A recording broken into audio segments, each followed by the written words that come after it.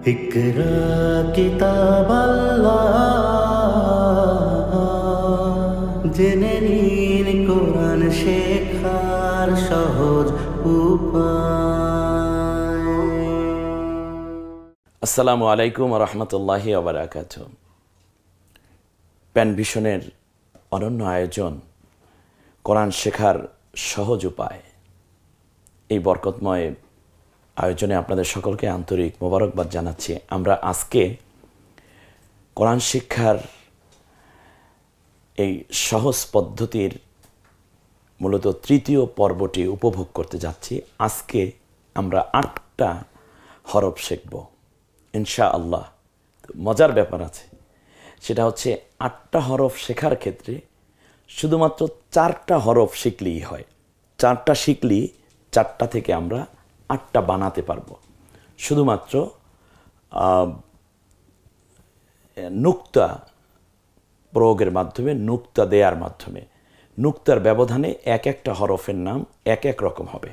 সম্মানিত শিক্ষার্থী ভাইয়েরা, আমরা আজকে যাচ্ছি যে প্রথমে, সেটা হচ্ছে গত পড়া যেটা ছিল, আমার মনে হয় ওই 7টা হরফ আপনাদের মনে আছে। আলিফ, বা, তা, সা, হা, জিম, খ। আজকে একটু স্ক্রিনের দিকে তাকান, দেখুন হালকা বাহুর মতো দেখতে কিছুটা এরকম।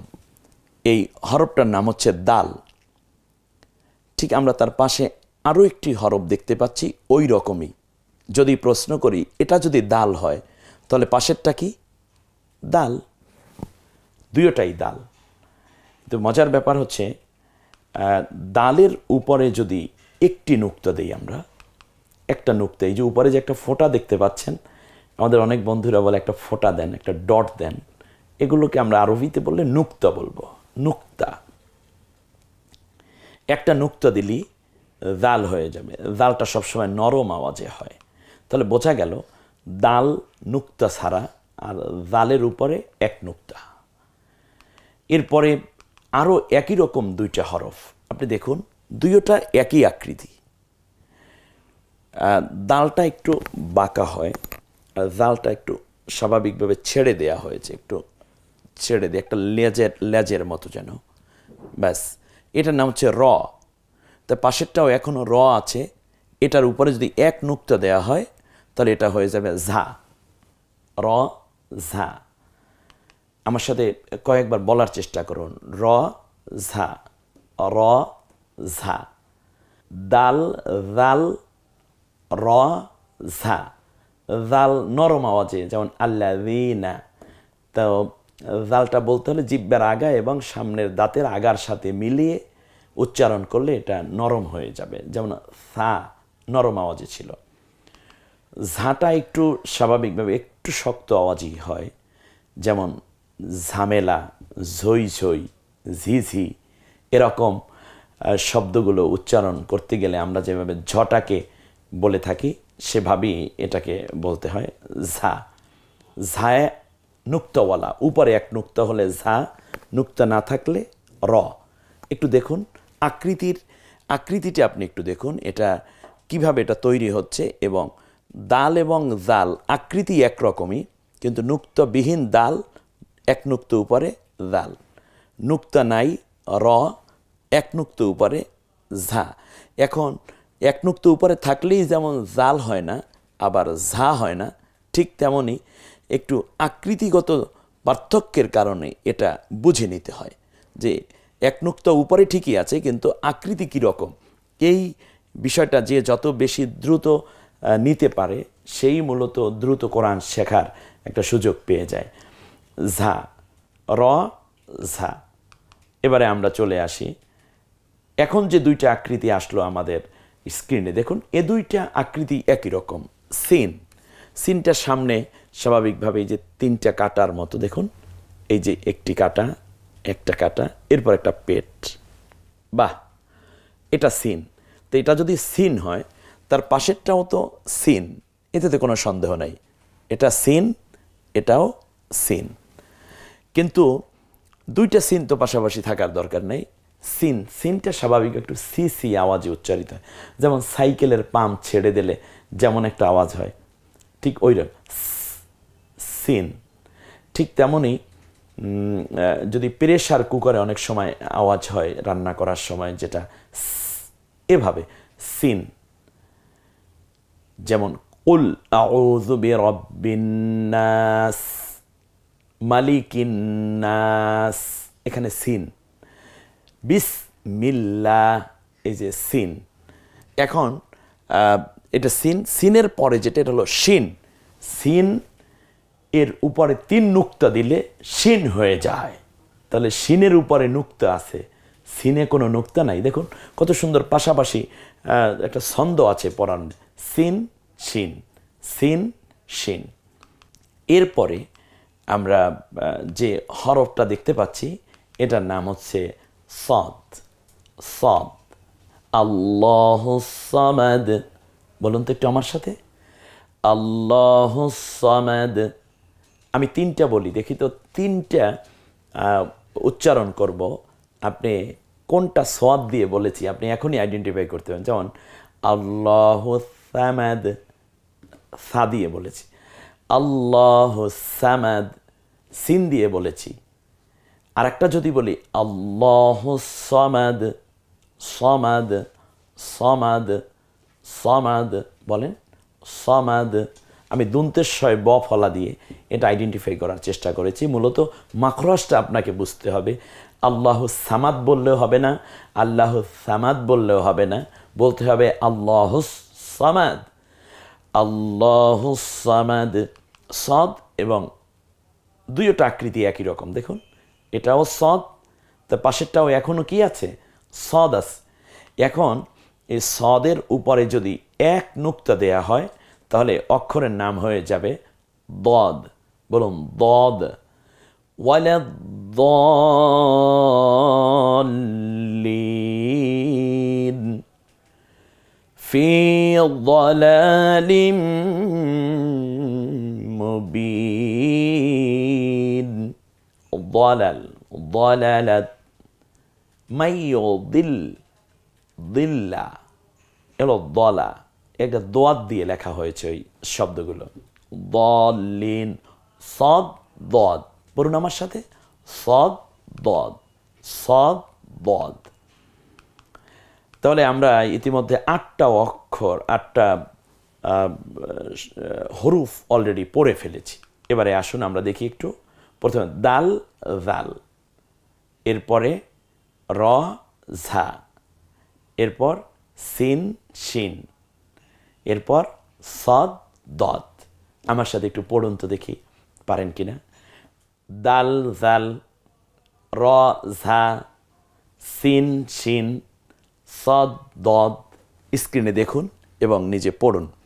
দাল জাল, এ দুটোকে একত্রে বলছি এজন্য যেহেতু এই দুইটা একই আকৃতিতে তৈরি হয়েছে এবং এগুলো শব্দের উচ্চারণের ক্ষেত্রে একটা ছন্দও আছে চমৎকার। দাল নুক্তাবিহীন, জালের উপরে 1 নুক্তা। আকৃতিটা একটু শুধু নিজের ব্রেইনে ক্যাচ করে নিতে হবে। আর মোবাইল তো আপনার হাতেই আছে, আপনি বারবার দেখার সুযোগ পাচ্ছেন। দাল জাল, র ঝা, সিন শিন, সদ দদ। এবার আবার পড়ুন।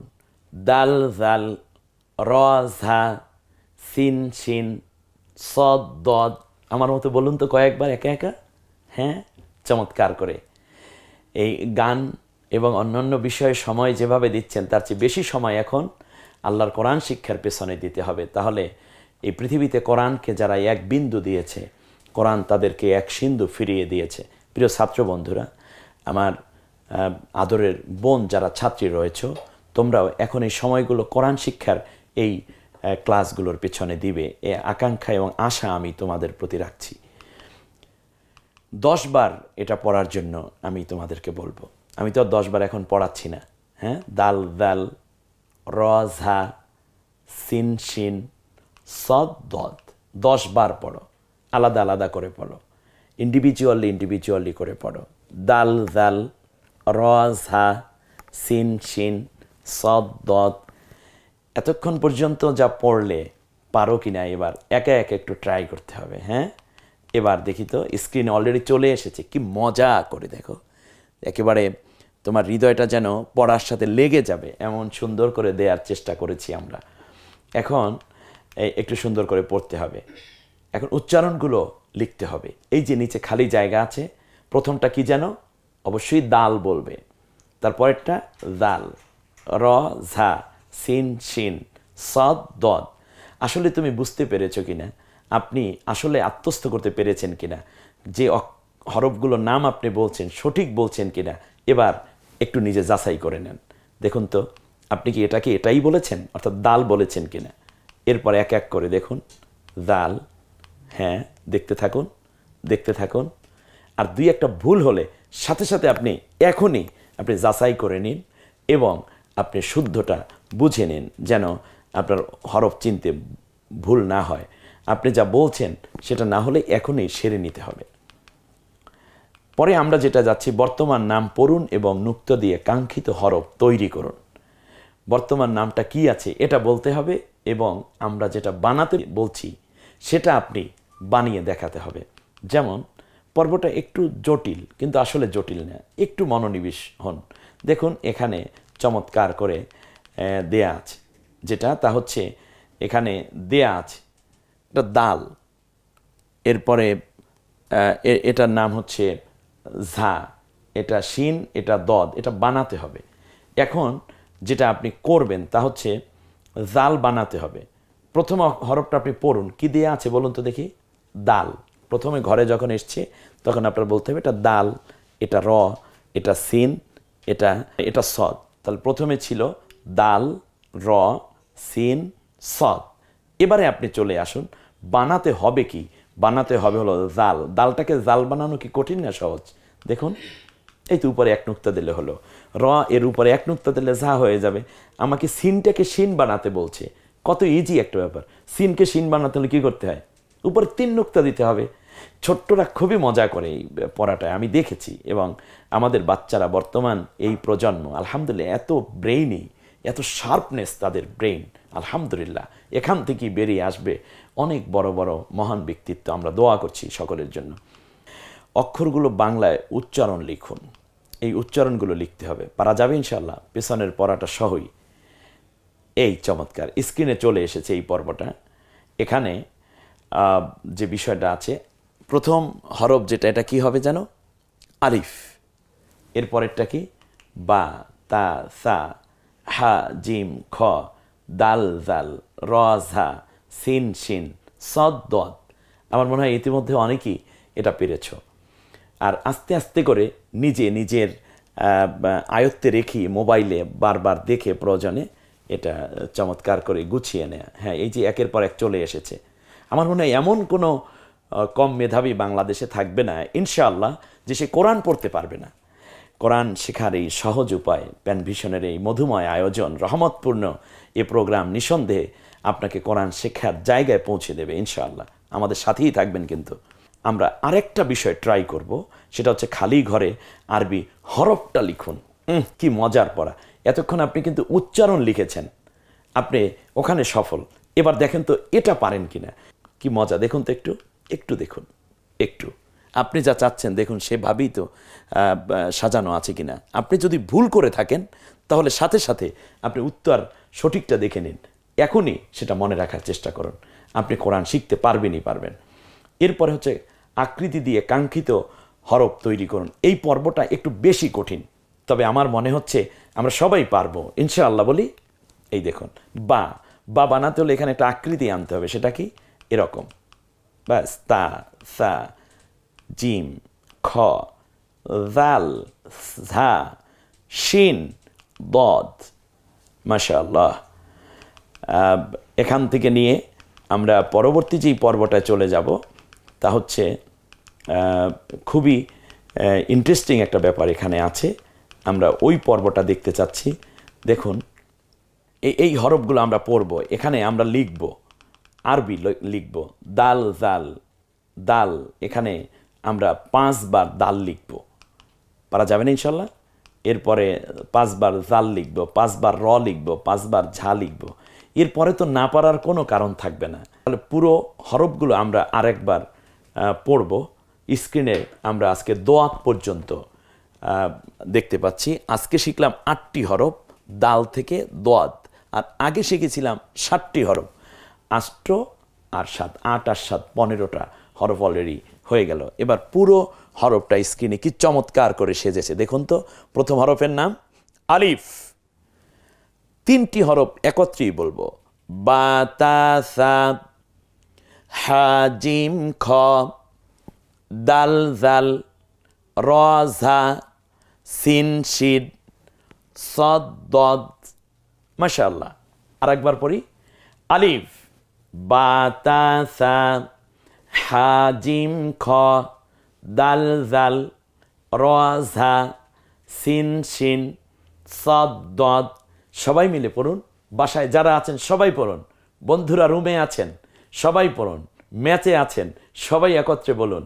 রিক্সাওয়ালা বন্ধুরা একত্রে বসেছেন, গল্প না করে একত্রে আল্লাহর কোরআনের হরফগুলো উচ্চারণ করুন। যে যেখানে আছেন পড়া শুরু করে দিন। খাবার টেবিলে বসে খাবার শেষ একটু গল্প না বলে দেখি তো হরফগুলো হয়েছে কিনা বলো। আলিফ, বা তা সা, হা জিম খ, দাল জাল, র ঝা, সিন শিন, সদ দদ। মাশাআল্লাহ। আপনি অফিসে যাচ্ছেন, অফিসিয়াল গাড়ি, সবাই মিলে পড়তে পড়তে যান, কি মজা। আপনার যাওয়া আসার পথটুকু আল্লাহর ইবাদতের মধ্যে শামিল হয়ে গেল। প্রত্যেকবার উচ্চারণের কারণে এক একটা অক্ষরের বিনিময়ে আপনি পাচ্ছেন 10 করে নেকি। আল্লাহ রাব্বুল আলামিন সারাক্ষণ যেন তার কোরআন এবং তার কোরআন কেন্দ্রিক জীবন গঠনে আমাদেরকে উদ্বুদ্ধ হওয়ার তৌফিক দান করেন। আল্লাহ তাআলার কাছে এ দোয়া করি। এ পর্বত থেকে বিদায় নিচ্ছি। আসসালামু আলাইকুম ওয়া রাহমাতুল্লাহি ওয়া বারাকাতুহু।